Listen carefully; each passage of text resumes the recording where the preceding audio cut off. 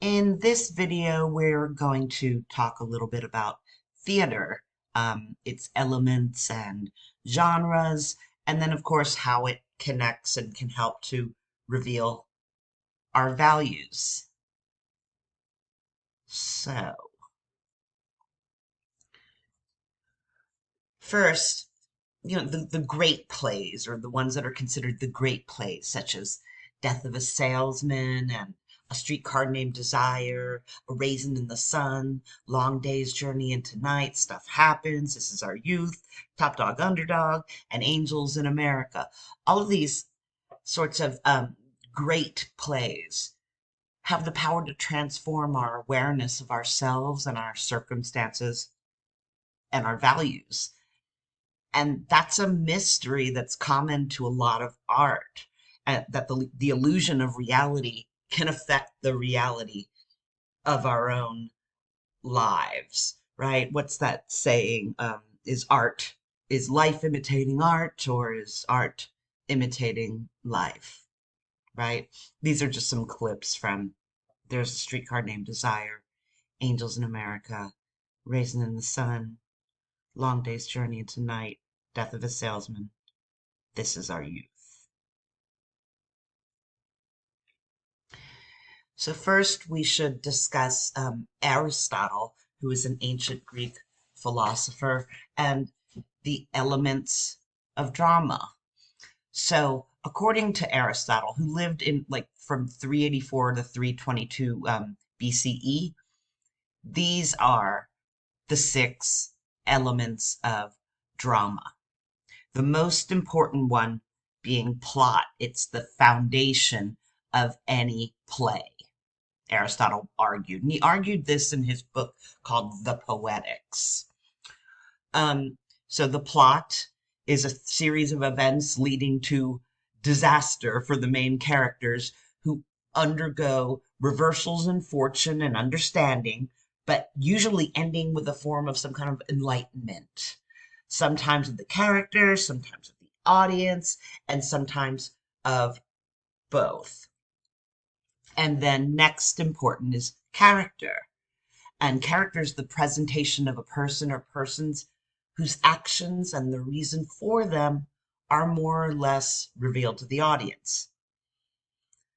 And this diverges from this pyramid a little bit here, but we'll just take how the book lays it out.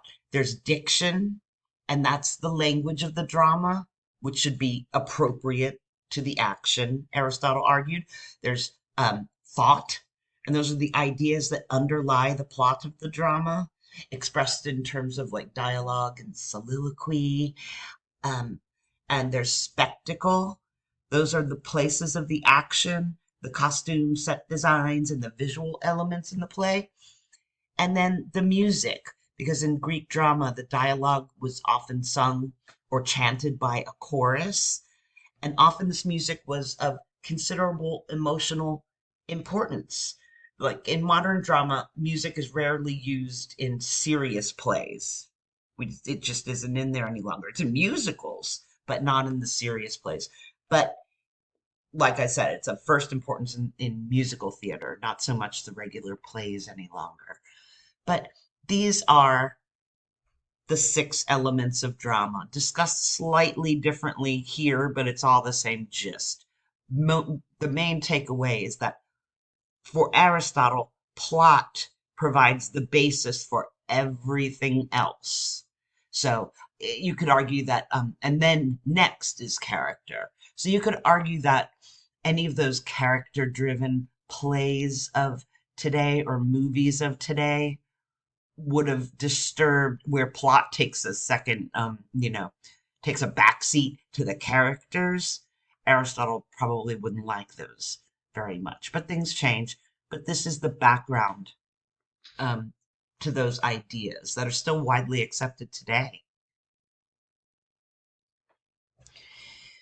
Now, another thing to talk about in theater and drama are archetypal patterns.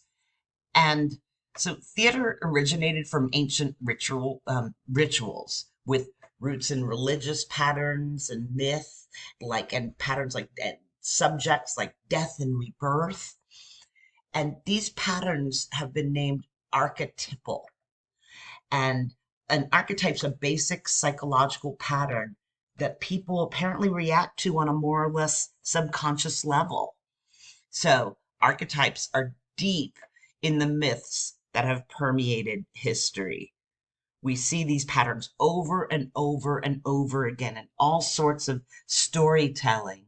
And, plays and drama are, in theaters, are examples of storytelling.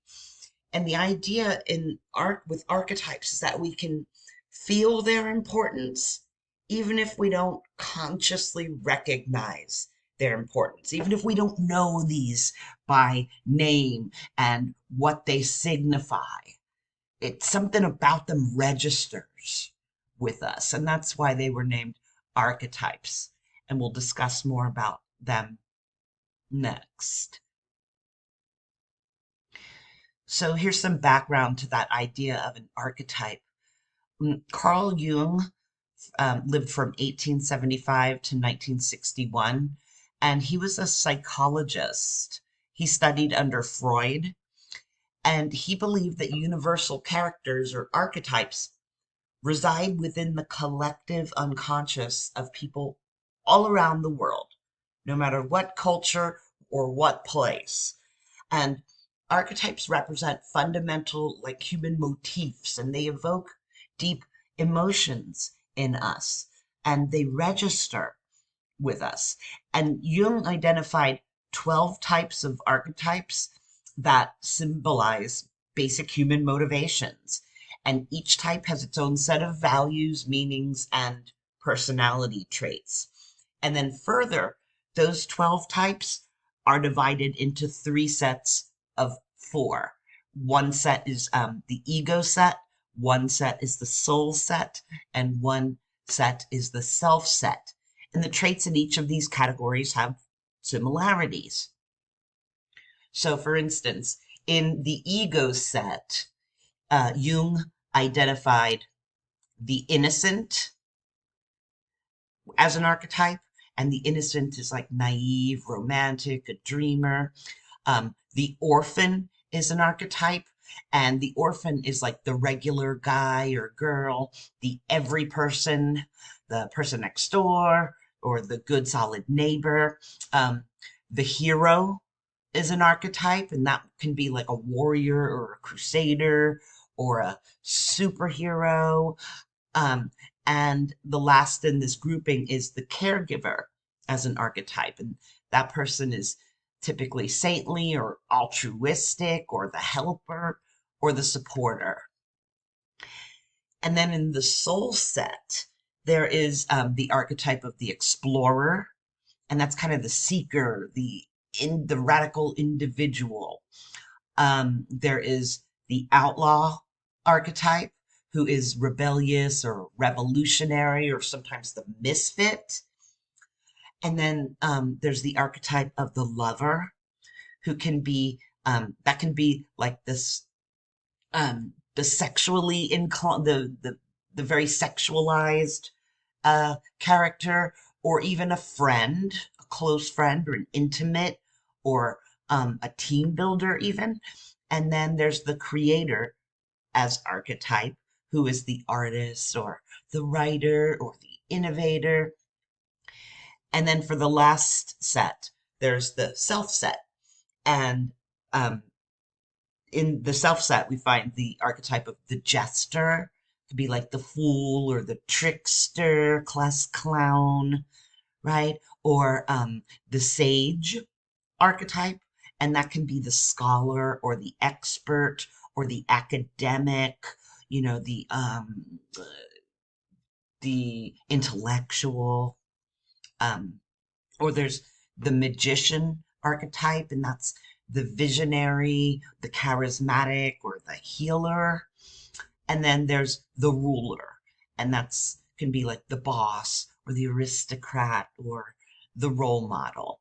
So Carl Jung is responsible for this theory of archetypes, which are employed, and he came up with this theory in his lifetime, but he came up with this theory in part because he reflected on plays and writings and also psychoanalysis, and sort of teased them out.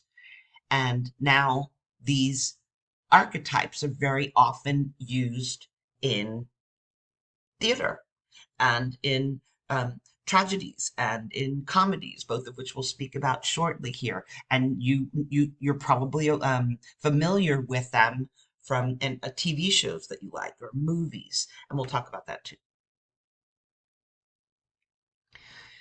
So, archetypal drama aims at symbolic or mythic interpretations of experience. It's a type of drama. And again, we're just kind of going through and getting some real basic knowledge about theater, just like we're doing with other art forms. Nothing exhaustive. You can take whole classes and whole degrees on these things, but we're just kind of dancing through and getting a little familiarity. And I just realized it's awesome.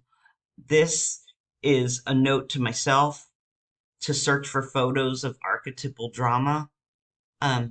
So don't worry about this because I forgot to take this out of the PowerPoint, but notice I did do what I told myself to do. So some typical um, archetypal dramas are Hamlet, and in Hamlet you see the hero, the jester, and the explorer all combined. So that's kind of what happens very often in these dramas, is that they're not the main characters, or whatever character you're talking about isn't only one of those 12 archetypes. They kind of manifest little bits of a few, like regular people, right? We're complex beings. We're not just, you don't know anybody who's just a jester or just a hero, right? But these three pop for Hamlet, if you're familiar with Hamlet.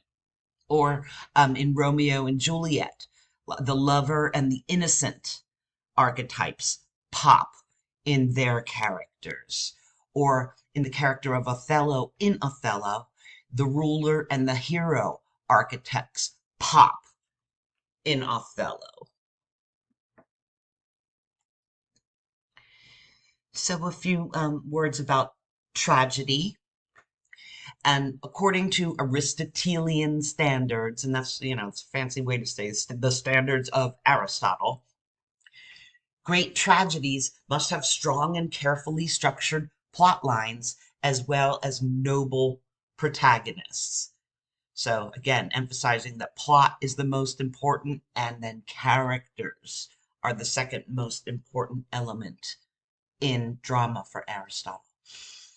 And he said that when the protagonists are ordinary people, instead of classifying them as tragedies, he'd classify them as action dramas, because the plot dominates the protagonist. The protagonist, when the protagonist is just, your ordinary person, their qualities aren't strong enough to balance out the plot, and the plot ends up dominating the characters, period. So he removes them from the tragic genre, right? So in other words, for Aristotle, in a tragedy, you have to have, like he says here, like a noble protagonist, somebody with strong characteristics. Today, that is disputed.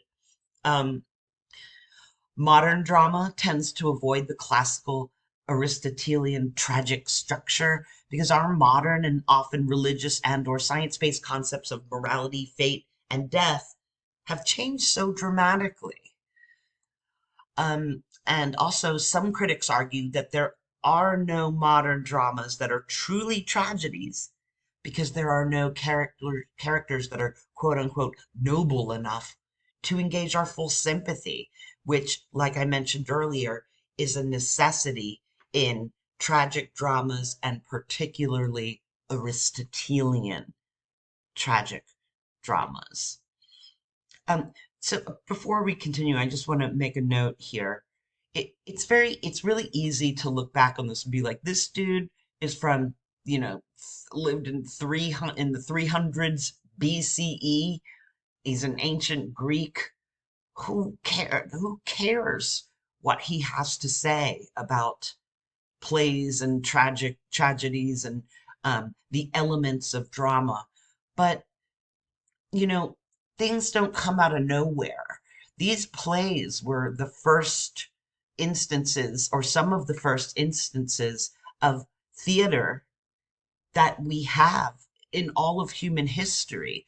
And he was one of the first to tease these elements out.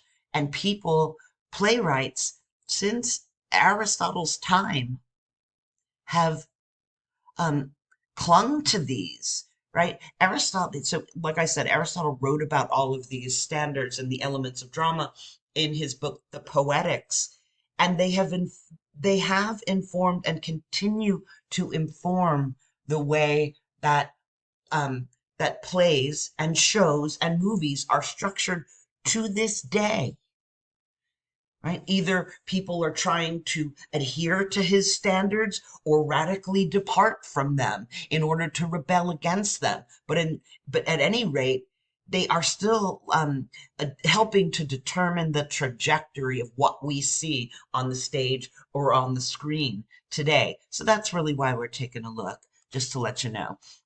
And so back to our point here, the critics who said that we don't have any modern characters that are noble enough to engage our full sympathy, um, they contend that the tragic drama was best exemplified in two bygone eras, namely the Greek and the Renaissance England eras, they claim.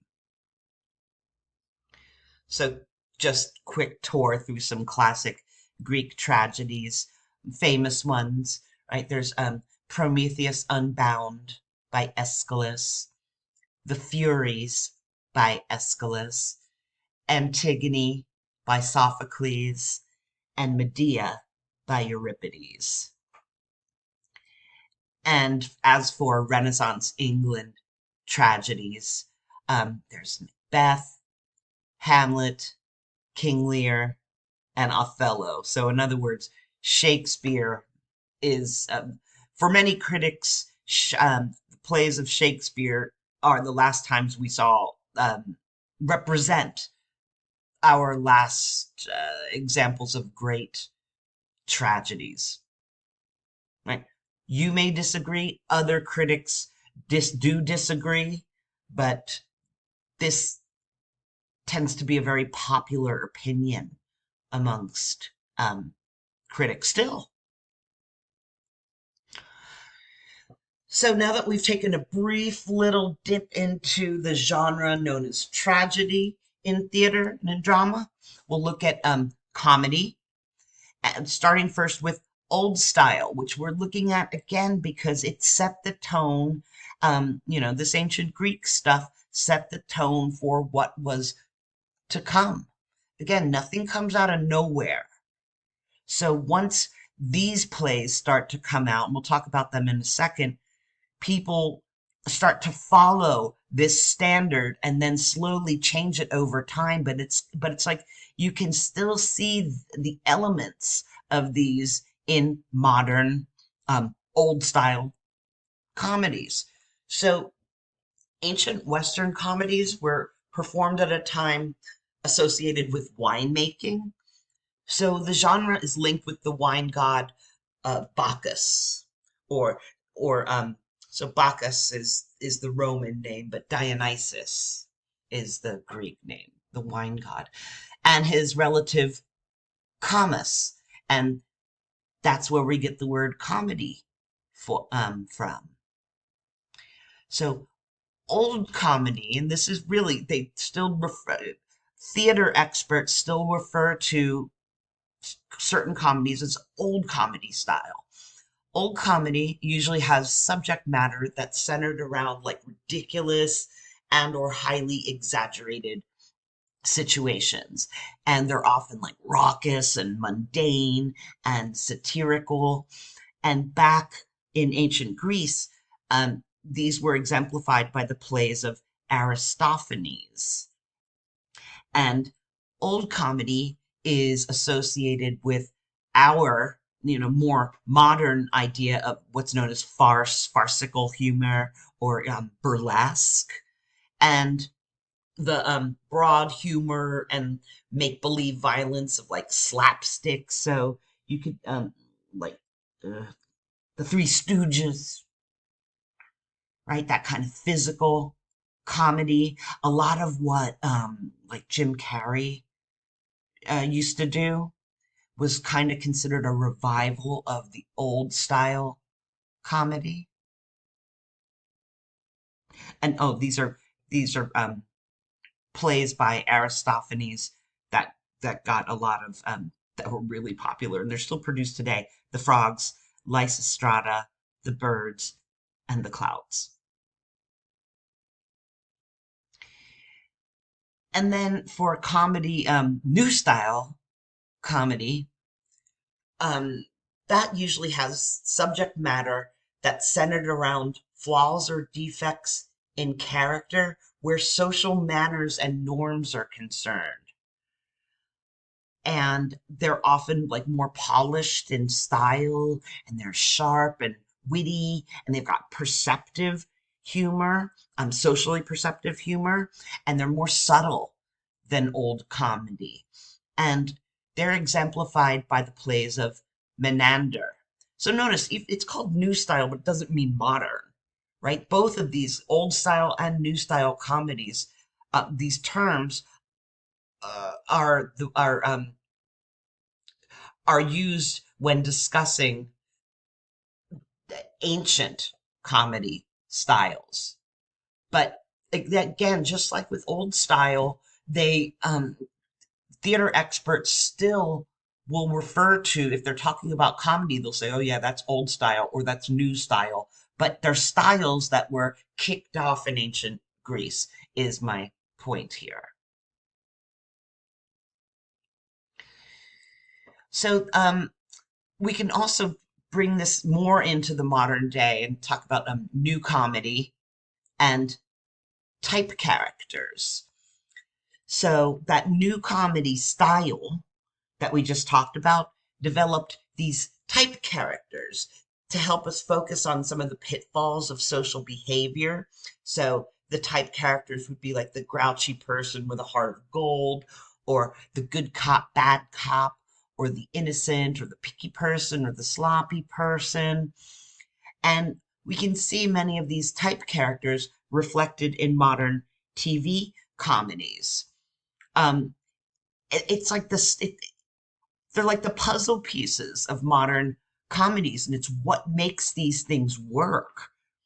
If you'll start to notice, if you take a look at a lot of the TV shows you like, you'll see these type characters um, that often will also correlate to those archetypes, those Jungian archetypes we talked about earlier. Um, so, for instance, we can apply those Jungian archetypes to the characters in Sex in the City, let's say.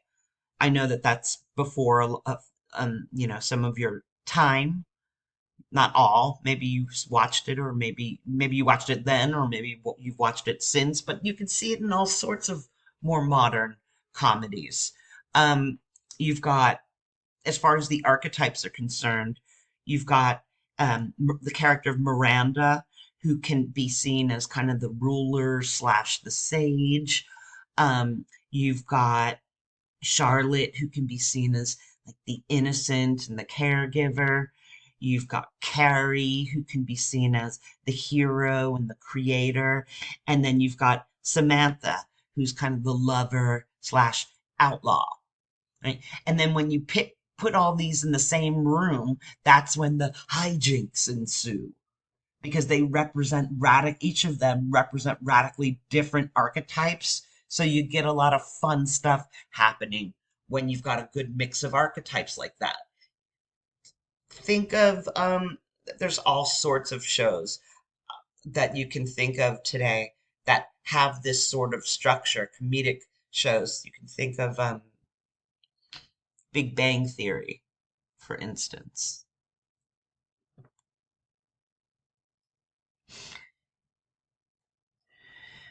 And then another genre is tragicomedy. Imagine that. It's the mixed genre. So the term was coined by the Roman dramatist Plautus in the 2nd century BCE. And tragicomedy, like the name suggests, mixes elements of both tragedy and comedy. And it often aims to capture the ambiguities of the world more accurately than either of their components can alone, right? Because life isn't just tragic for anybody, or life isn't just comedic and fun for anybody.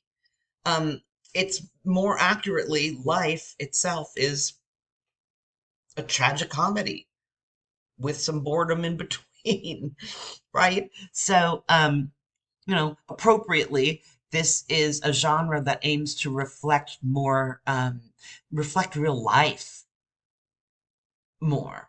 Some examples of the classic tragic comedies are Shakespeare's The Merchant of Venice, a little bit of both in there, Uncle Vanya by Chekhov, Ghosts by Ibsen, and Heartbreak House by George Bernard Shaw.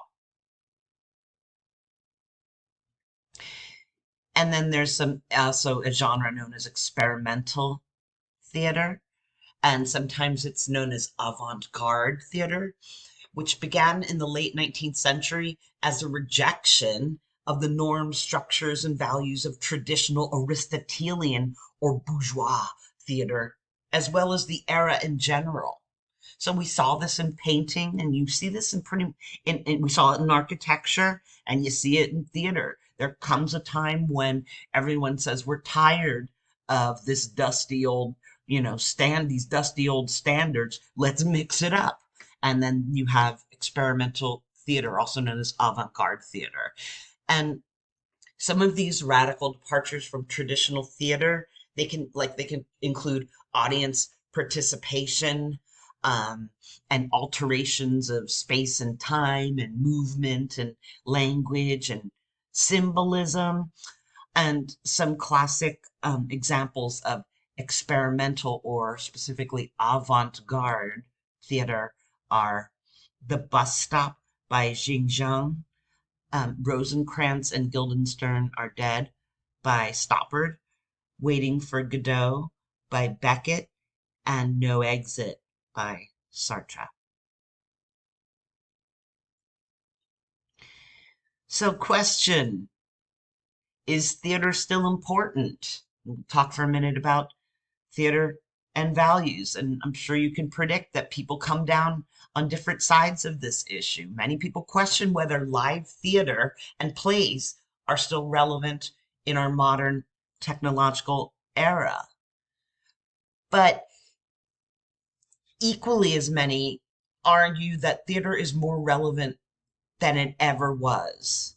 It's more relevant now than ever because it helps us to see a different perspective than our own. Um, it helps to promote social discourse and dialogue and potential change. And, other forms of art can do that too. But theater, unlike many others, is live. And because it's live and happening right before our eyes, it's immediate and it's evolving and it's always different. Every time that, if you've got a run of a play and you're doing it 6 nights a week, with 2 shows on, I can't remember how Broadway usually does it, has a matinee on like Sunday. They're doing 7 shows a week or something of the same play or musical, let's say. It's different every night. So it is constantly evolving. It's not just set to, you're going to get a different show in at the last performance than you are going to get in the first performance. And that is a process of, the audience, of the actors and the performers feeding back off the audience and learning from the audience being there. So their performances get refined and certain over the course of the run, and certain things are going to be emphasized more, and then other things will be de-emphasized. So we like it's a living thing, and it grows with time and changes with the input of the audience. And that's something that we don't, you know, you paint a painting and it's done. You capture a movie and get it in the can and it's done. Um, Theater is different. And so many people argue that, look, even if it's not your jam, theater still is important for that reason. It it reflects something that perhaps we don't value, but maybe we should. And that's like evolution and change over time and refinement, you know? Okay, so we covered Aristotle and the elements of drama, the archetypal patterns and archetypes, the genres of drama, which are tragedy, comedy, and then tragicomedy. We looked a little at experimental theater, and then, of course, theater and values.